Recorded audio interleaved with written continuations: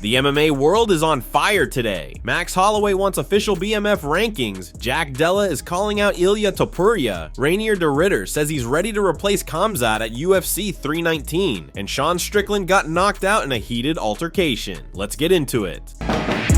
Max Holloway is officially calling for BMF rankings, where fighters would have to earn their shot at the belt by climbing a ladder. Max believes that way the BMF title means something real, not just a one-off gimmick. But let's be honest, most fans still treat the BMF as just that, a fun, flashy sideshow. Still, Holloway floated a pretty wild idea. What if the fans did the voting for BMF rankings? Max was serious about the idea and used it as a chance to take shots at the UFC's current rankings, saying they're all over the place and fans might actually do a better job. Right now, Max is the reigning BMF champ, but he's not the only one claiming the crown. Ilia Topuria says he knocked Max out, so technically he should be holding the belt. Then you've got Jack Della Maddalena, who's making a case for being the BMF lineal champ. His logic: Masvidal was the original BMF, then lost to Usman, who lost to Leon, who lost to Bilal, who lost to him. Jack took it to Twitter to roast Ilia. He tweeted, "Little fella's a little confused. It's actually mine." So now we've got Max with the belt, Ilia claiming it on merit, and Jack tracing it like a family tree. Question is, should the BMF title actually have a ranking system? Leave your comments below. We need a BMF ranking. UFC, please have a BMF ranking. Yeah, you're right. I love that. You gotta work your way up. Yeah, so we can let them know. I mean, I'm not saying no to Dan Hooker, but I'm just saying,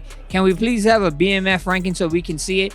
Actually, I don't even know if it's UFC. Can we get the fans to do it? Because UFC's rankings is fucking all over the place. As for Max's next fight, his main goal is to claim the lightweight belt, but he knows he needs a big win or two before even thinking about that. He went on to call out his former opponent, Charles Oliveira. Quote, "I heard Oliveira was yapping, saying he was injured in our first fight. Last time I checked, when they did a follow-up to find out what his injury was, there was no injury. They said he was fine. I have no idea what the hell he's talking about." End quote.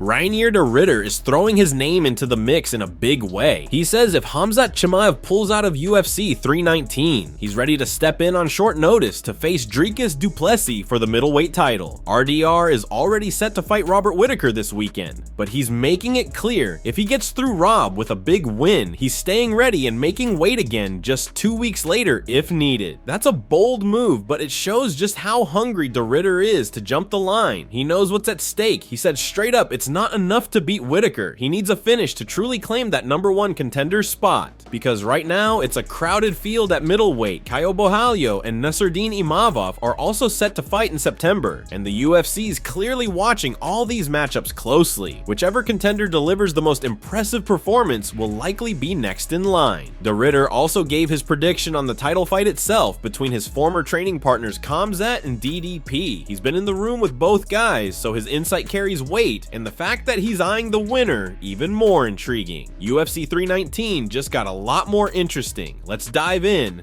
Yeah, I think the most important part there is impressive fashion. If I can do it spectacularly again, finish him early, then I do think I have a chance for fighting for the title. Then hopefully the Imavov Borralho fight is boring and nobody watches. Then I might have a chance. I'm still hoping Khamzat pulls out last minute. It's 2 weeks after my fight, so maybe we can still get lucky. Okay, so we'll get a big win here, and then we're going straight over to UFC 319. Yeah, right? That'd be nice. Maybe not too nice to make weight again, but we can discuss the terms after. Yeah, I'm not sure. I'm still leaning towards Dricus because of the experience I have with training with both the guys. I just don't see Khamzat finishing him early, and I see Dricus building in the 3rd, 4th, 5th round. I see him edging it out, but we'll see. Hopefully it never happens and I can jump in.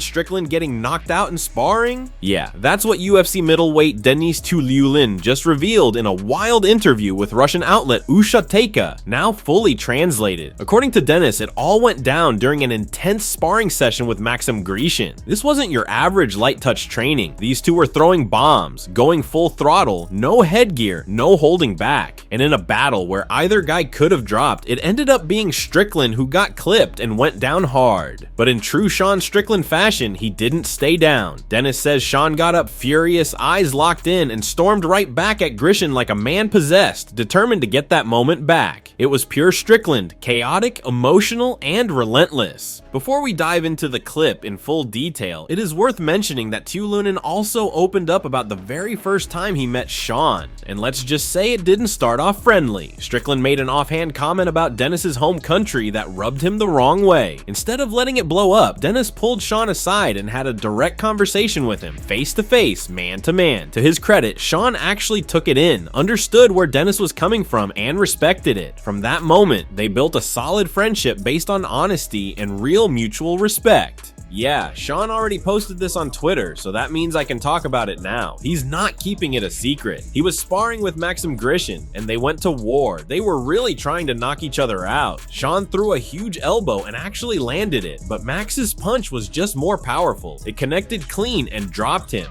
I saw him lying on the floor for a couple of seconds, unable to stand up right away. When he finally got up, he started yelling and screaming. He was upset and frustrated. It was a huge blow, but honestly, in that kind of sparring, anyone could get knocked out. It was wild. After that, Sean wanted to get his revenge, and he didn't back down. But it wasn't personal for him. It was just something that motivated him. That's just the kind of fighter he is. He doesn't let moments like that break him. He takes it as fuel to push himself even harder. Sean's a real one. He's a good man. He and I have a good friendship now, but the first time I met him, things were a little different. One thing about him, sometimes he talks too much. At one point, he said something bad about my country, and I had to talk to him about it, just man to man. I explained why he shouldn't say things like that, and he actually listened. He's a good man.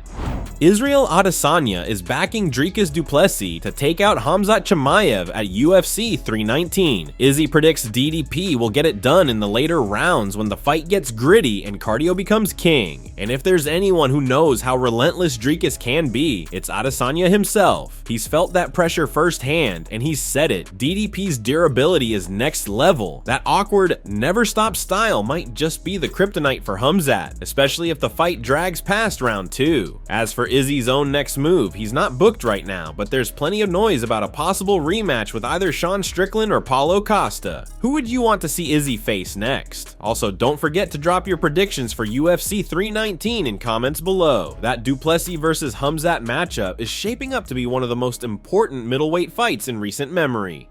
Not bad, but I still think Dricus gets it. I think just late finish, yeah, late finish. Khamzat would, yeah, I think Khamzat will. If he wins, it's the first 2 rounds, or the first round. But Dricus is just chaotic. Chaotic good, chaotic evil. That's it from MMA Psycho. Thanks for watching. Don't forget to leave a like and subscribe for daily MMA news.